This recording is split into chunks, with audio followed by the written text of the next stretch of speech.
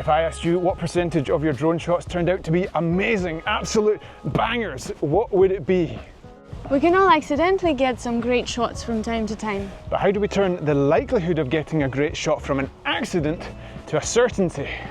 We're going to show you our 5-step framework for getting great footage every time. Let's put our money where our mouth is, get the drone up in the air and see how we get on. Quick compass check, 160 meters. How are we feeling, Alina? Easy peasy? Very tired. Already. It's depressing, isn't it? Great to have the drone back in the air. What is the first thing we're going to do? Let's get an establishing shot to show the location. I can tell you it's windy here. I won't be surprised if we get a high wind warning. So all the way up to 100 meters or so. This is the kind of shot a beginner might typically get. It looks amazing. You can't really go too far wrong, but I don't know, we've seen this kind of stuff before. Let's just make it a bit more interesting. If you take anything away from this video, it is the following. Don't reveal all your cards on the table in the very first frame.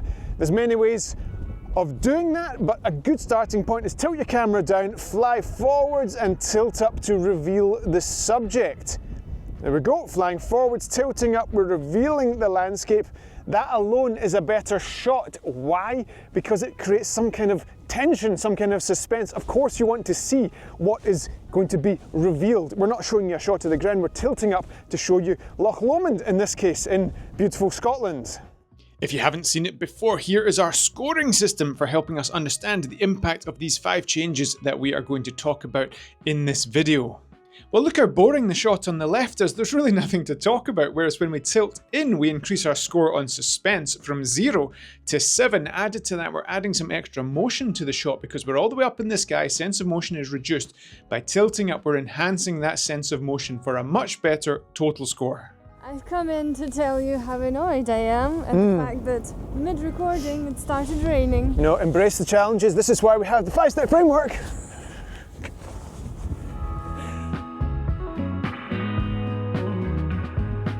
We're talking about external factors distracting us from our process.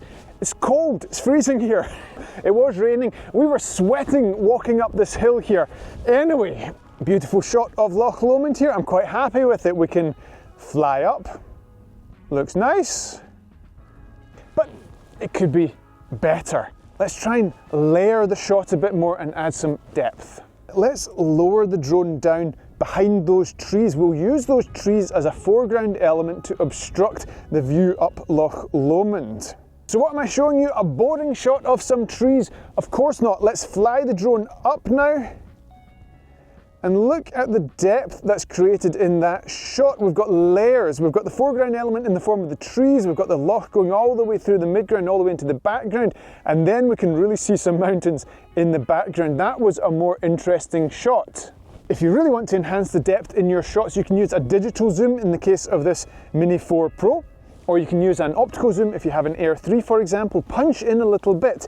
We're on 2x zoom here now. When we fly up, the sense of parallax is enhanced. There's a bit more compression because we have a longer focal length, and you have an even greater sense of motion that comes from having those layers in the shot. Not only have we added those layers and increased the sense of depth in the shot, but we have more suspense as we're revealing the loch from behind the trees, and we have even more motion leading to an even better score. Now, yes, this shot is way better than just flying all the way up in the sky. See how we have a little sense of motion? But in this instance, let's bring the drone all the way down. Oh, getting a little warning, but we're okay. Now look at that. If you didn't know where we were, you can't actually see what we're looking at. Now, because we've brought the camera down, we're using the ground to obstruct the ultimate point of this shot, which is to reveal where we are. Look at the sense of motion there. We've got depth in the shot because the ground is acting as a foreground element, and we have revealed Loch Lomond. That was a cool shot.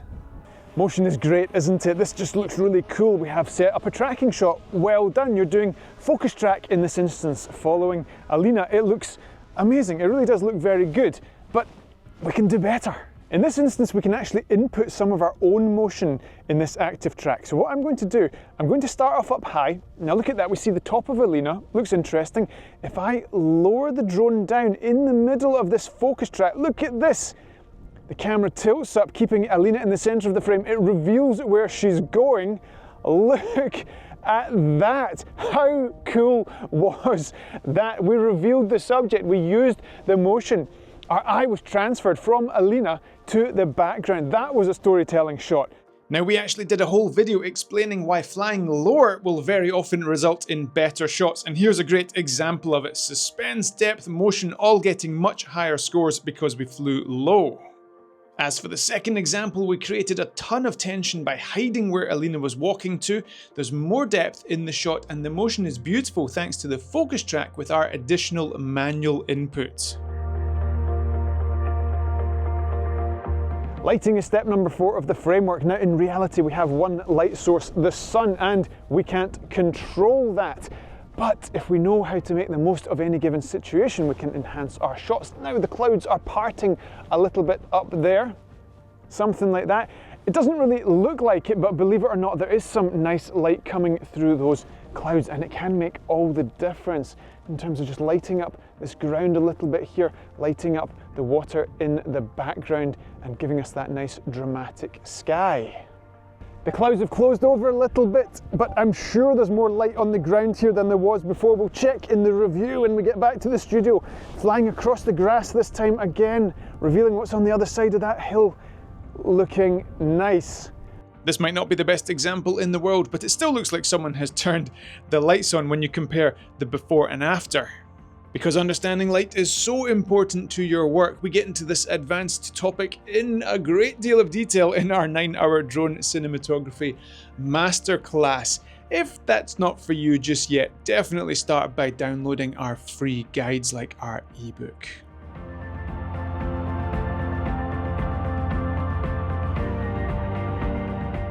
Composition is the 5th step in our framework. Now, another big topic, you could write books on composition, but in this instance, we're going to think about focal points. This landscape is interesting, but it's not the best thing you'll ever see in your life. Let's get the drone up in the air and I'll show you a kind of average shot, and then we'll show you the difference when we have a focal point. Without the focal point, we can still get quite a nice shot here using all our previous steps. We're flying up here. We've got some layers, but I mean, let's be honest, that's not the most exciting shot in the world. You can't always walk to the top of Mount Everest. So, Alina, will you do me a favour? Get yourself up there, you'll be our lovely focal point. Absolutely. That's a yes. Awesome.